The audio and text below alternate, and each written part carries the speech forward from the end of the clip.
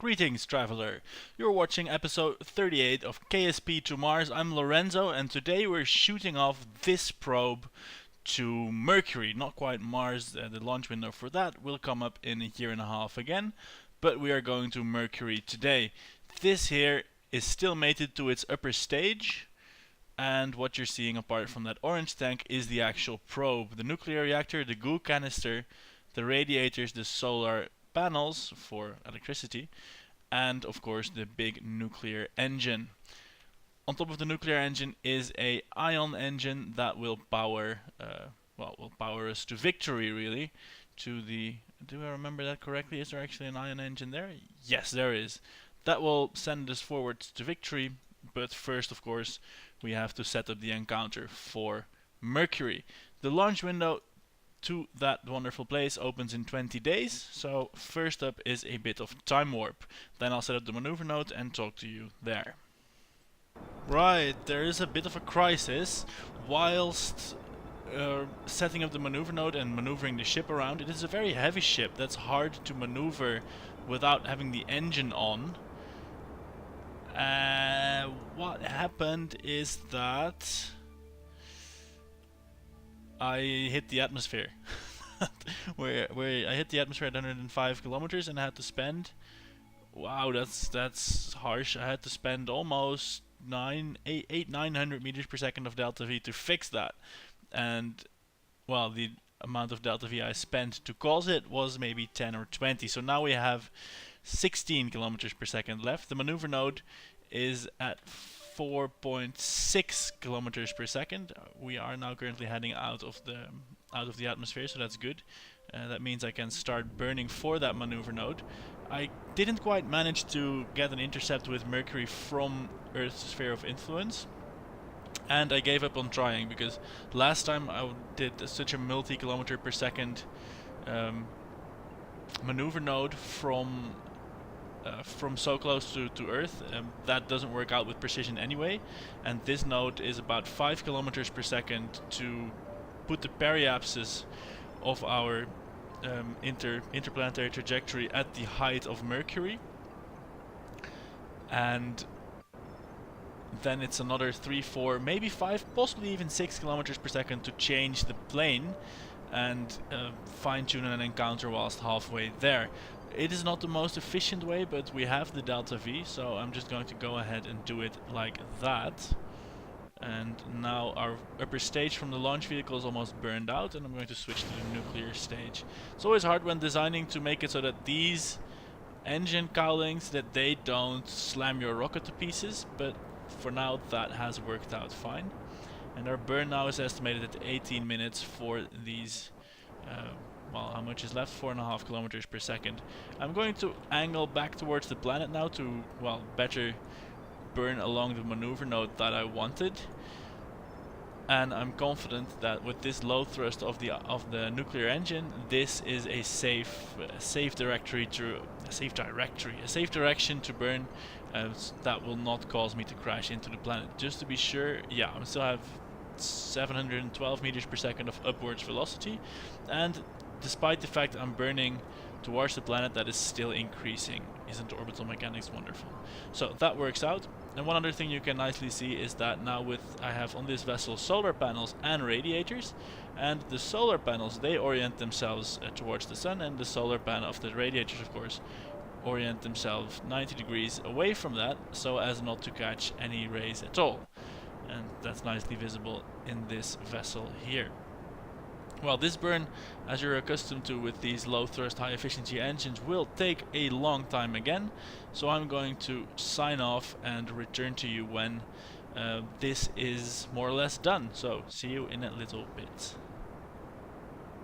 And here we are with that initial burn complete. Our periapsis is here, well, even inside the furthest point of Mercury. Mercury has a weird orbit. It's about twice as far from the sun at one end than it is on the other, and it's inclined by 7 degrees. That makes it a hellhole to get. What we've got here is 10.8 kilometers per second of delta V left, and if I do the standard thing where I do a plane change maneuver at the ascending node or descending node, they don't matter. I can get an encounter. The cost for that is 8.7 kilometers per second of delta V. That's a hideous cost, and it could almost completely be avoided by plotting a more efficient course from Earth. But then again, I would be entering Mercury's sphere of influence with more um, tangential velocity. So I'm not quite sure how this shakes out, but it will probably work. And we do have the budget for it, so I'm going to go with this plan. It seems to me the most fail-safe plan of all. Of course, of that almost 9 kilometer per second burn, half of that will be done with the nuclear engine and the other half will be done with the ion engine, which, well, that far out in space, I think there's not going to be an issue with that burn taking a long time and becoming inefficient. Now the problem is, I set up this maneuver node and I really want to save it, but that is in 90 days in the future, and before that happens, well, two other things have to happen. The Venus probe has to be launched, and the photon sailor, the solar sailcraft, has to unfurl its sail. So what I'm going to try and do is make an alarm for the maneuver node that will also save the node, and I think it does that already, but I've not tried that. So course correction node. So we will see that in, well, 1 or 2 episodes probably, if that's going to work. I'm going to save that and leave this alarm here, and somewhat predictably there's the next one on the list. What we're going to do now is move to the Venus probe and set that on its way. So see you when I'm there. And here we are with the Venus probe. I set up a maneuver node, and I think this is the most efficient intercept for an interplanetary trajectory ever. It's just 3.5 kilometers per second, and you can see it will give us a nice broad encounter. Well, the distance is quite high. I'm not really worried about that. It says about 550,000 kilometers. A mid-course correction will fine-tune that. The node is in 6 minutes, and we have 277 meters per second left in the high upper stage. So I'm going to blast that out immediately, and then do the rest on the much slower burning nuclear stage. Now these tanks protrude a little bit over the shroud here, so I'm not going to blast away those engine cowlings. That would be dangerous. They could knock off the fuel tanks here. So instead I'm going to do the staging manually, and if you have a craft where the nuclear engine presents a problem, if you light it like this by right clicking on it and then hitting the activate engine button, the engine shrouds stay attached and don't knock off your engines. You can then later jettison them by clicking the jettison buttons, but we're not doing that today because, as I said, I'm afraid damages will be incurred. I've deployed the solar panels here, and these ones will be deployed as soon as the tanks are gone, because obviously now they would stick into the tanks. As always, this burn will take about 20 minutes, so I will skip over that. See you in 20 minutes. Here we are at the end of the burn, and the encounter is set up, and now we do my age-old trick where we just inch along, burning at low thrust, low throttle, and see how low this periapsis will go. And if that becomes a decently low number from here, we won't even need a last minute course correction. And that seems to be bang on track. We are 70,000 kilometers now. We are going to try a mid-course correction, and to set up the, well, let's see, this will happen in 120 days. To set up a nice timer, we'll use the halfway point there, and to set that up we're going to time warp to solar orbit to, well, do that.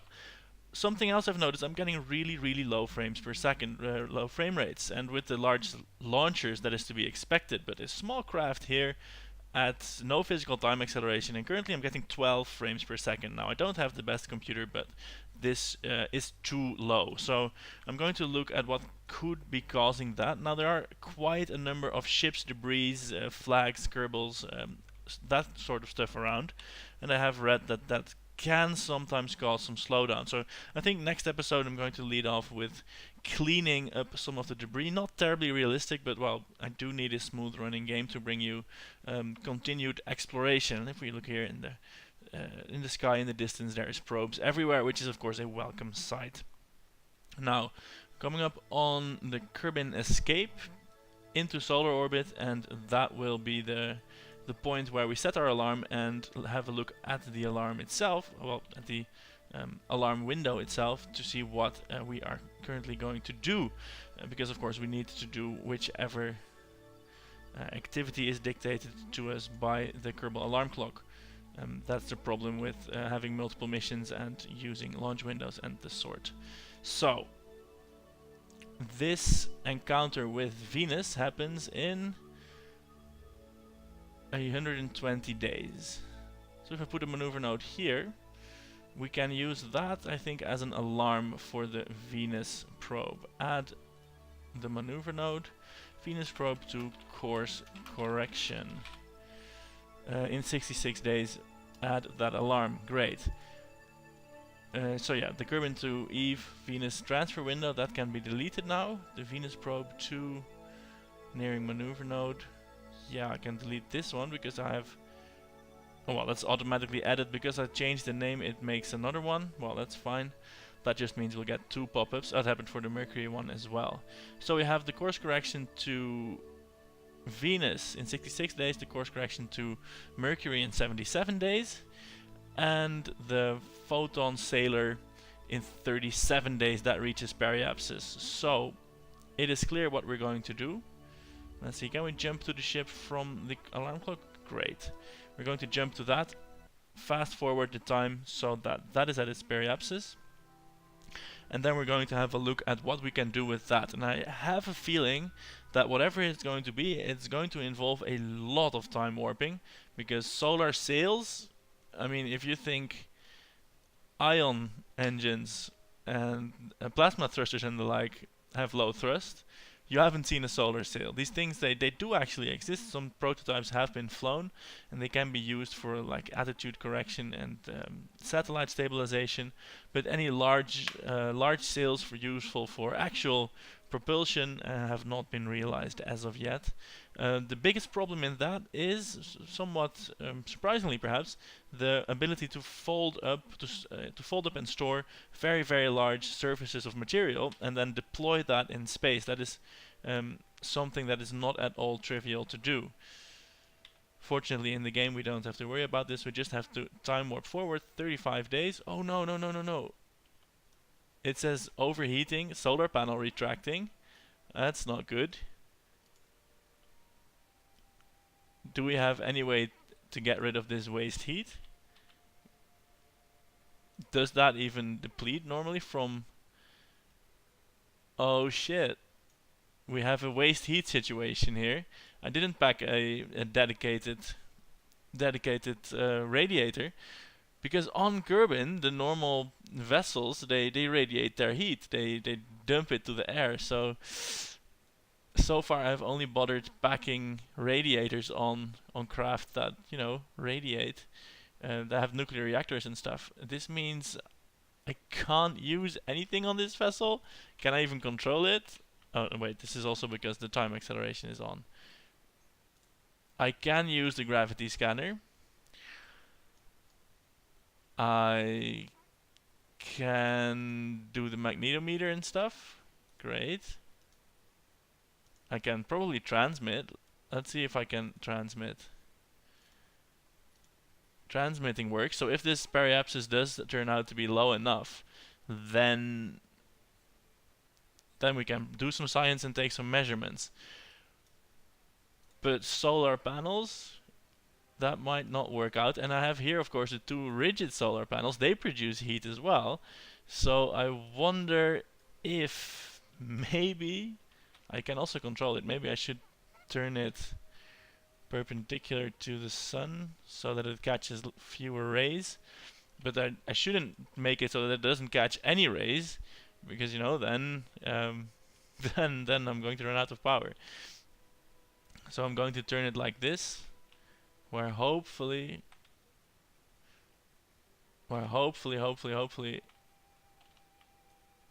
the profile will reduce the heat. Because, well, let's face it, we are going to fall closer to the sun, and I hope that that waste heat situation, that overheating, is not just going to blow up the probe, because that would be a pity. So let's give that time warp a go. We have 27 days to go, and that waste heat is not going anywhere. So I hope the solar sail will deploy. We don't need these solar panels anymore, and otherwise I'm perfectly happy if this craft runs very hot. Look, that sun is remaining very, very small by eye. I mean, if this were real life, I'm sure that the brightness would be eye-burningly bright. But in the stock game, of course, in the stock game, 22 million 20,000 million meters is 20 million kilometers, is of course farther out than Joule. So we probably need to get even closer to get like screen filling spaces. And I wonder if the sun was rescaled. No, stop, stop, stop. Ooh, did you see that? How I reacted to the electric charge depleting? Hey, we have dumped some waste heat. As if these panels are not generating, waste heat is being dumped. But well, if these panels are not generating, then I'm not in control of the vessel. So yeah, at least that is a solution for when we are at periapsis and if we have to dump some heat there. Periapsis is coming up in half an hour now. Here we are at periapsis. 14,000 million meters is 14 million kilometers. Am I doing that right? I think I'm doing that right. Let's take a science reading. This still counts as high over the sun. So low is really gosh darn low. I mean, this is closer than anything in the solar system and still doesn't count as being sun grazing. We are moving at a blistering 127 kilometers per second relative to the sun, which is even faster than we're going over its surface. So yeah, that's good to know, I'm sure. I'm going to angle away from the sun and see if I can drop that waste heat by a tiny amount and then deploy the solar sail. Let's time warp forwards a little bit. We are losing charge and also losing waste heat. Yeah, one waste heat lost. I'm going to deploy the sail. Look, if you didn't see a previous episode, you will be dazzled by this. Deploy the sail, go. Okay, there's some spokes coming out. Wonderful. And there they go. Big ass solar sail. And I hope that doesn't have... Whoa, we even have an actual whole Newton out of this sail. We're accelerating at 8 times 10 to the power of minus 4 meters per second. That is that's like 80 micrometers per second. It's not fast. It's not fast, let's face it, but this is completely free. We're harvesting this from the sun. Whoa! That is well reflective. Amazing. What can we see that is anything happening to our trajectory here? Yes, it is being modified. We are gaining altitude. Yeah, let's call it altitude. Why not? I mean, we are currently thrusting perpendicular to our trajectory. I wonder if this works actually like a sail, where we have to like tack. And if I go like this way, the force diminishes, but of course also the direction of thrust. I'm going to assume that will be... Whoa! That's awesome that it varies in reflectivity. If it does. I don't know what that is. Can we also brake? Does it work like that? I wonder how it works in the game as well. If we just turn retrograde, are we then just slowing down? Because if that's the case, then I'm going to... I would assume if I turn it like this, that it gets barely any radiation at all. So it would basically give 0 thrust. So let's have a look if that's actually the case. It is falling off gradually. I'm sure that has a gameplay mechanics reason. Or maybe the sail is cooling down. But so far, yeah, it looks to be fairly accurate in that it produces a factor of 1,000 less thrust this way than it does otherwise. Yeah, this is too slow to even see an apoapsis change here. The problem is, of course, we want to get closer to the sun. While burning at periapsis, well, you can hardly call it burning. I wonder if I turn towards it like this, like from the other side, if I'm going to accelerate into the sun or not. So let's have a look at that. And like this, it gives me the Newton. But am I being pushed outward or inward now? I can't tell. If I'm being pushed inwards, then that should raise the apoapsis. I'm being pushed inwards. That's amazing. Yeah, that should not work, I don't think. Or maybe by varying the reflectivity. I have no idea how that's supposed to work. We are like sailing directly into the sun this way. So yeah, no, what we're going to try is to aim that prograde and just get our solar sail, give it as much speed as possible and kick it out of the system. But let's face it, this is not a burn that's going to happen in game. It is a neat idea to allow solar sails. Maybe they will get interesting if you get like really close down and gritty next to the sun. But I can't see waiting for, well, this is actually going to be measured in days. No, wait, I have to aim. Of course not. I have to aim like this. I have to aim like this. This is going to be measured in days. In 4 times time acceleration in the game, this will be measured in days, and I'm not prepared to do that. So, yes, it works. It's great that it's in the game. Are we going to do anything with this? Hell no. On the other hand, let's try that time acceleration. Is this apoapsis? It is rising, but that is going to take an incredible amount of time to do anything. It will tell me the acceleration here. The acceleration is 6 times 10 to the power minus 4. That means it will take 4,000 seconds. No, that means it will take 1,000 seconds to accelerate 6/10 of a meter per second. That works out to, in an hour, which is 3,600 seconds, that works out to roughly 2.5 meters per hour. Meters per second per hour. Accelerate that times 4 for the time warp. That's 10 meters per second per hour. No, we're not going to do that. If you want to check my math and do it using a calculator, go ahead. It's probably not completely on the ball because I did it in my head, but I have a feeling that the order of magnitude is bang on. So, no, yeah. Cool, but useless.